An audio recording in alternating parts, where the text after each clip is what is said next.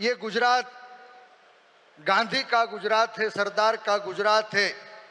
ये गुजरात सच का गुजरात है, स्वाभिमान का गुजरात है।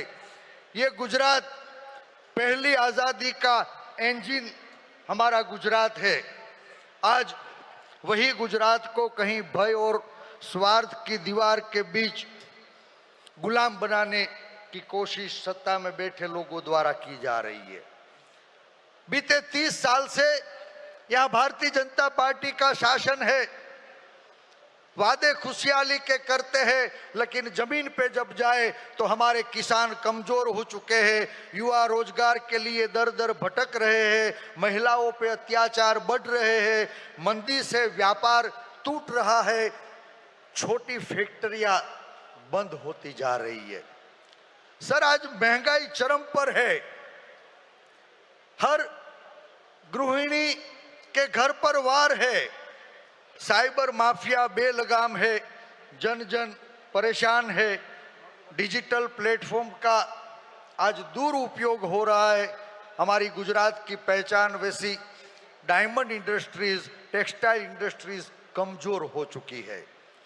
आज वही गांधी और सरदार का गुजरात, जहां से नकली दवा का कारोबार पूरे देश में फैल चुका है, शिक्षा और आरोग्य की सेवाएं अब व्यापार में परिवर्तित हो रही है, जीएसटी की झंझट और टैक्स टेररिज्म का दूषण है।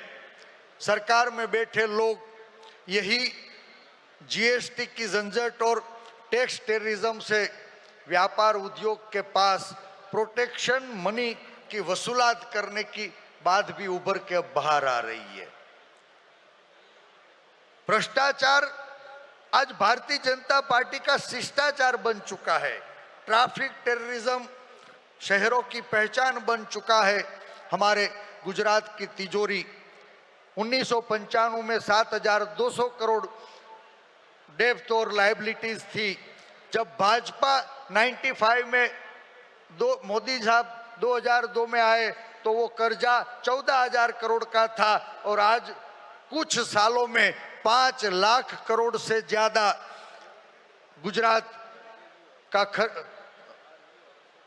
डेब्ट और लायबिलिटी जो है वो बढ़ चुका है। गुजरात देवादार बन चुका है। गुजरात में सामाजिक और आर्थिक असमानता बढ़ाई जा रही है। ड्रग्स माफियाओं के लिए गुजरात अब गेटवे बन चुका है। फिक्स पे करार एवं आउटसोर्सिंग की असुरक्षित नौकरियों से हमारे युवा कर्मचारियों का शोषण हो रहा है। राज्य स्तरीय सभी संवैधानिक संस्थाएं खत्म हो चुकी है। संसदीय कार्यशाला कमजोर हो चुकी है। ये गुजरात की स्थिति में बता रहा हूं सर। यहाँ न्यायिक व्यवस्था पर लगाम कसने की कोशिश हो रही है। जन जन को डराया जा रहा है, विपक्ष को कहीं कचड़ा जा रहा है। आंदोलन का अधिकार भी आम जन से छीन लिया जा रहा है। सर, दंभी राष्ट्रवाद के दबाव में पहले प्रदेश और आज पूरे देश को फिर से गुलाम बनाने की कहीं साजिश रची गई है। सच एवं स्वाभिमान के गुजरात मॉडल को आज झूठ फरेब धोखेबाजी से देश दुनिया में बदनाम किया जा रहा है। साहब, मेरी गुजरात की रोशन चांदनी जो गांधी और सरदार ने प्रदान की थी, आज वो मेरी गुजरात की रोशन चांदनी पे काला दाग लगाया जा रहा है। सरदार, मुझे गर्व है मैं सरदार का वारस हूं।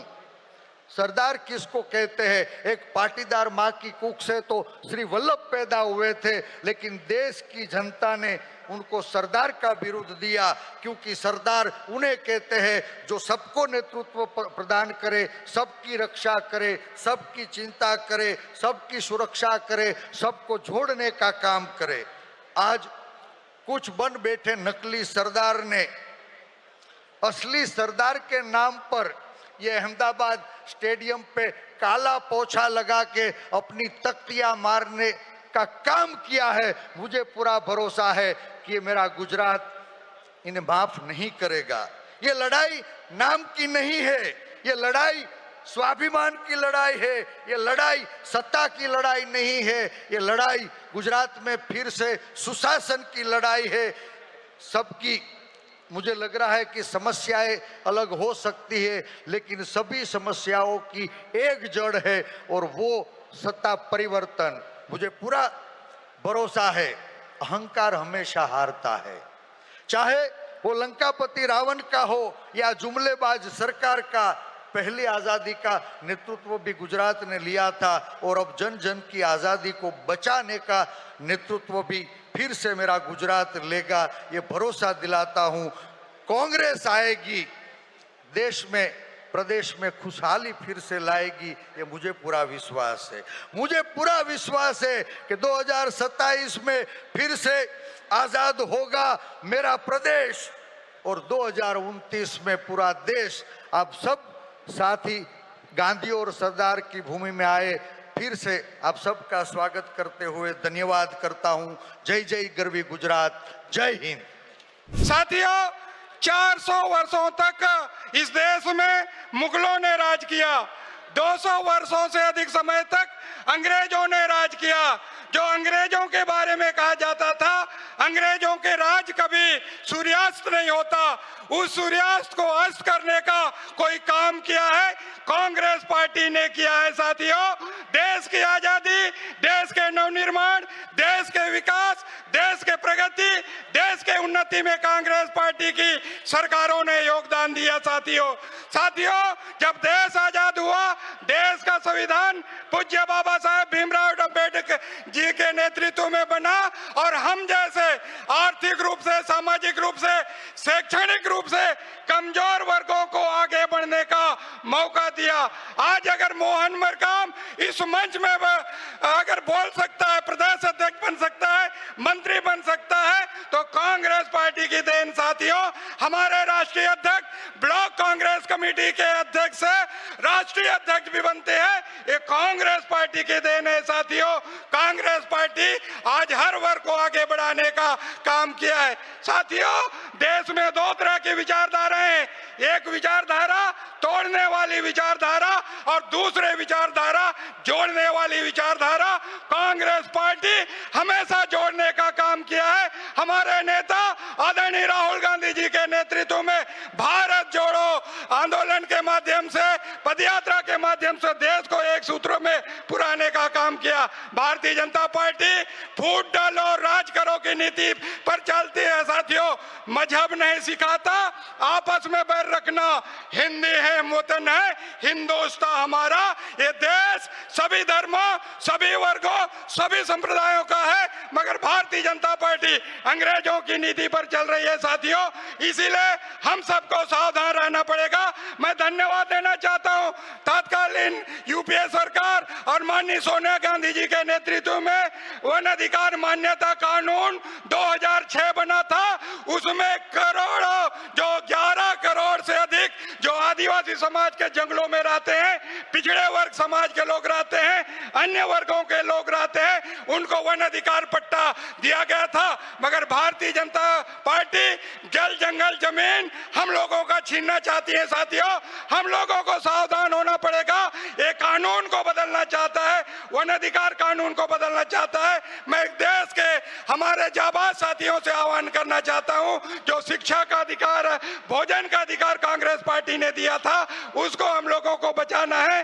अंत में मैं कहना चाहता हूं, मोदी जी के अपनी बुलंदी पे इतना नाज न कर मोदी जी, हमने तो आसमां से भी तारे टूटते देखे हैं। साथियों, आपके लिए मैं कहना चाहता हूं, बिना कुछ किए साथियों जय जयकार नहीं होती, कोशिश करने वालों की कभी हार नहीं होती।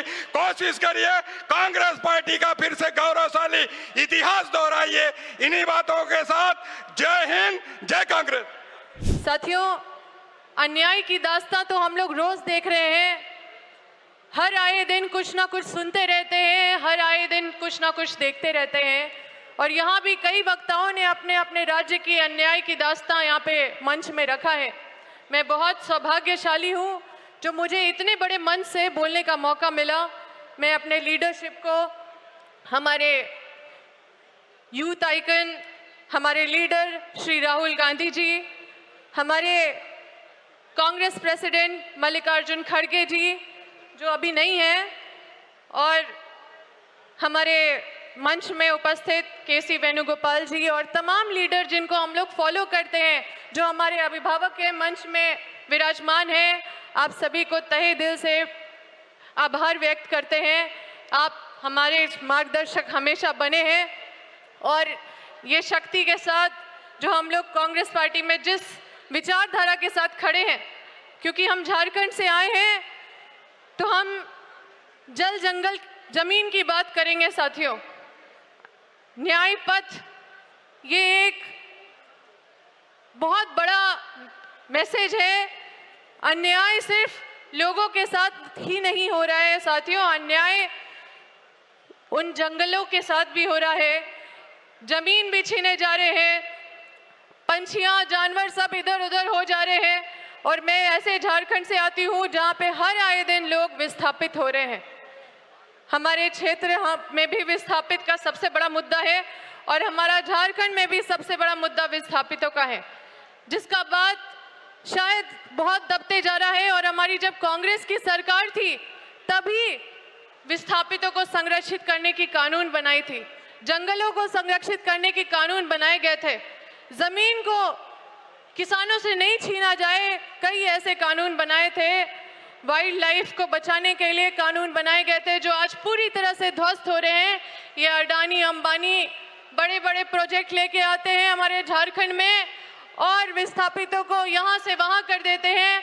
न रिहैबिलिटेशन मिलता है, न कंपनसेशन मिलता है, न मुआवजा मिलता है, न नौकरी मिलता है। साथियों, हमारे झारखंड के लोग इधर उधर दर बदर भटकते भटकते कहाँ लेबर का काम करने दूसरे प्रदेश में चले जाते हैं।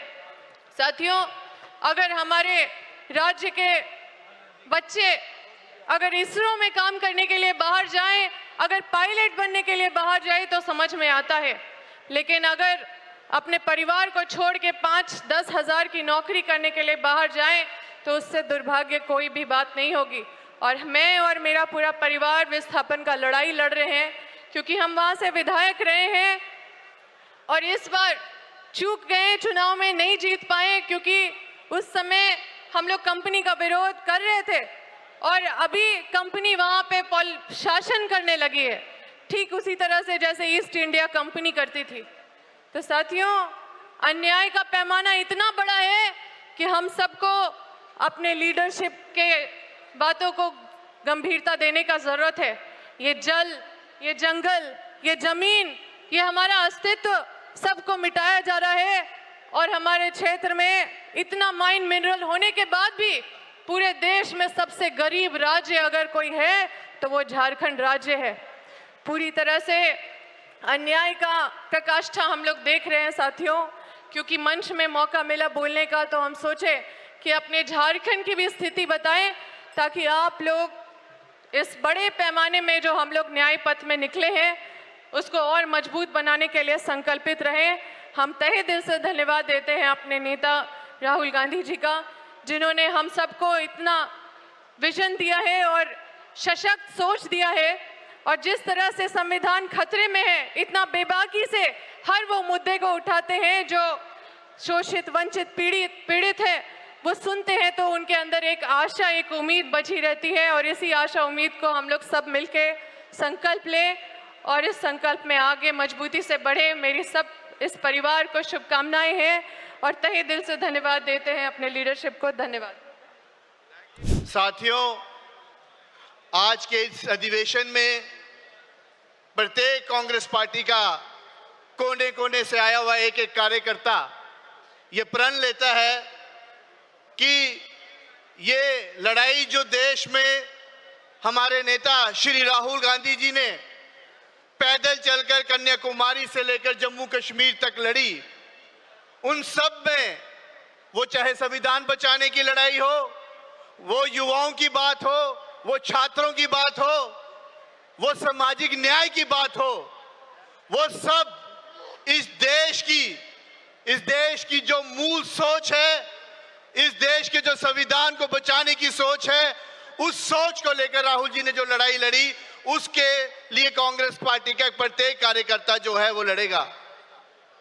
साथियों, मैं बड़ी संक्षिप्त में अपनी बात को रखना चाहूंगा कि आज भारतीय जनता पार्टी का जो रवैया है, जो तानाशाही रवैया है, वो आज सभी बच्चों में, आज वो सभी जनता के सामने आ चुका है।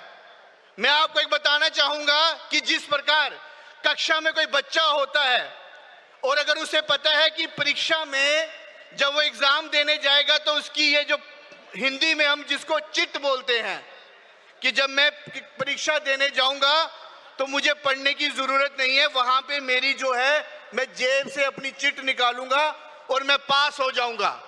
तो वो बच्चा पूरे साल भर तक जो है परीक्षा की तैयारी नहीं करता है।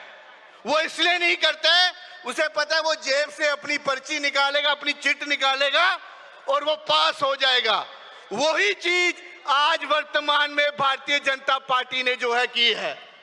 साथियों, आज भारतीय जनता पार्टी पूरे 5 साल वो जनता के बीच काम करने का काम नहीं करती, युवाओं को रोजगार देने का काम नहीं करती, छात्रों को नौकरी देने का काम नहीं करती, महंगाई के लिए काम नहीं करती।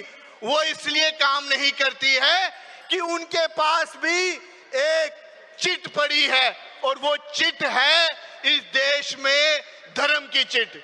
वो उसको उस चिट की तरह यूज करते हैं और उन्हें लगता है कि जब वो इस चिट को यूज करेंगे तो सभी लोग जिनके उन्होंने काम किए हैं और नहीं किए हैं वो सभी उनका काम करेंगे। तो मेरा आप लोगों से सबसे यही निवेदन है कि इस चिट से हमें जनता को अवगत करना है। जय हिंद, जय भारत।